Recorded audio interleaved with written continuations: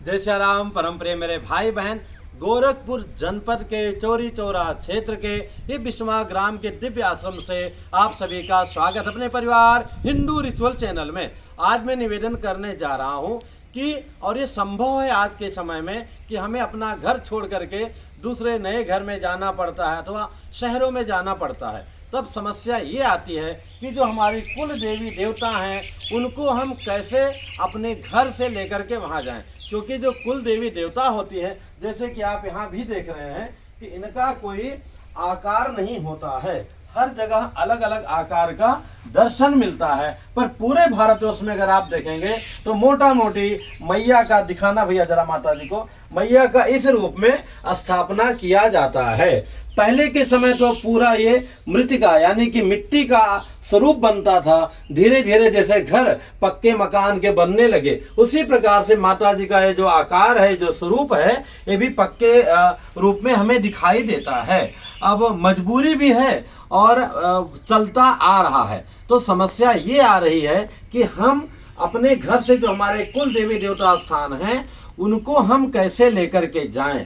तो मेरे भाई बहन, उचित यही होता है कि वहाँ पर हम कोई भी छीनी, हथौड़ी, फावड़ा, कोई भी इस प्रकार की चीज़ों से ना खुदाई करें, क्योंकि जो है खुदाई करने से मामला गड़बड़ हो सकता है। चूंकि उनका आकार तो उस रूप में नहीं रहता है और वो पूरे विस्तृत रूप में उस पूरे क्षेत्र में विराजमान रहते हैं, कई सारे अपने बंधु बांधवों के साथ में। जैसे कि कोई मिनिस्टर आपके घर में आता है तो देखने में एक मिनिस्टर आता है, पर कितने सारे उसके साथ में अधिकारी, सैनिक सब आते हैं।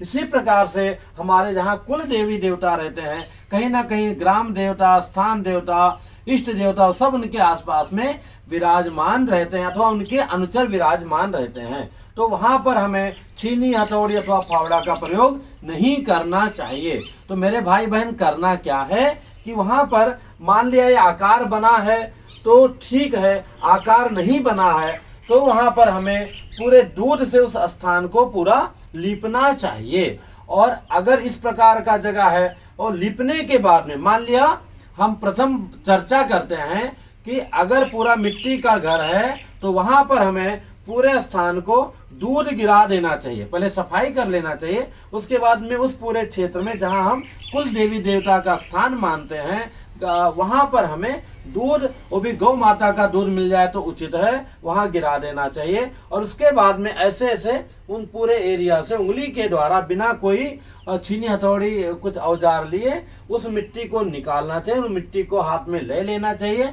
और जहाँ जिस घर में जाएं वहाँ पर हमारे कुल देवी देवता का जो स्थान हमें बनाना है उस स्थान पर हमें उन मृतिका को मिला दें। उसके ऊपर भले ही हम कोई आकार रख सकते हैं।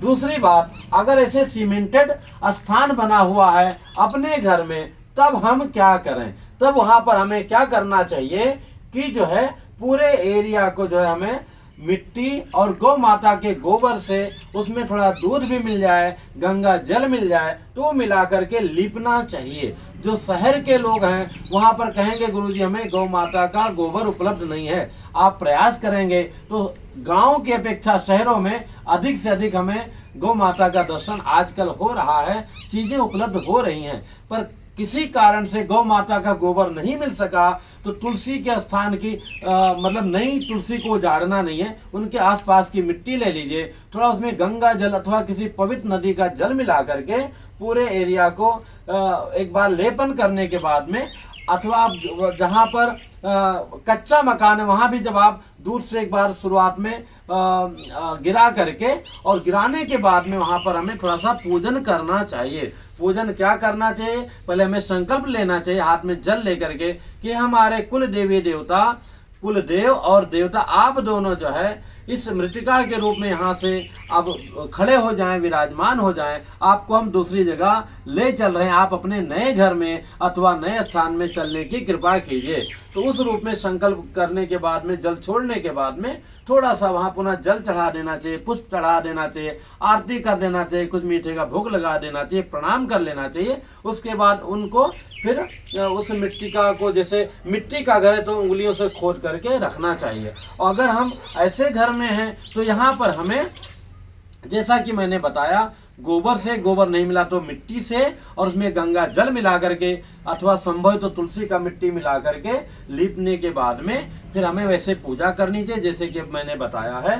पूजा के बाद उनको ऐसे काछ लेना चाहिए और ले चल करके अपने घर में जहाँ उनका स्थान बनाया गया है, कहाँ पर स्थान हम रखें, जहाँ जहाँ देवताओं का स्थान है, आपने वीडियो अवश्य देखा होगा, घर में मंदिर हम कहाँ कहाँ रख सकते हैं। नहीं देखा है तो इस लिंक को टच करके आप देख सकते हैं। इसके साथ ही आप एक पूजा घर के बगल में भी इनको स्थान दे सकते हैं, पूजा घर में भी रख सकते हैं। इनका बड़ा महत्वपूर्ण स्थान होता है हमारे जीवन में, क्योंकि इनसे ही हम लोगों का जीवन प्रारंभ होता है और इनके पूजा का बड़ा ही फल है।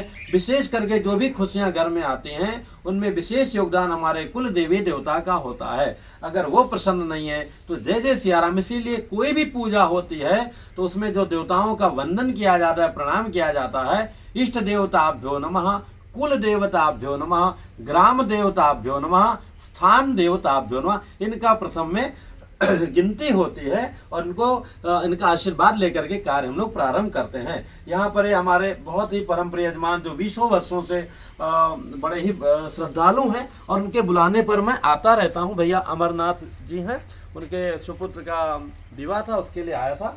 बड़ा सुंदर इन्होंने जरा मंदिर का दर्शन कराओ बेटा। कुल देवी देवता का मंदिर बनवाया है। यहाँ बगल में पारद के शिव जी महाराज है, इनकी भी प्राण प्रतिष्ठा कराने का मेरे राम जी को अवसर मिला था।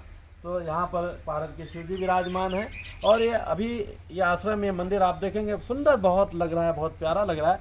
मेरे मन को तो बहुत ही भाता है। धीरे धीरे निर्माण का कार्य चल रहा है और आप देखेंगे ये पूरा बहुत जल्दी भगवान की कृपा से एक दिव्य देवालय के रूप में ये तैयार हो जाएगा। ऊपर हमारी धोतियाँ जय जय सिया राम सूख रही है।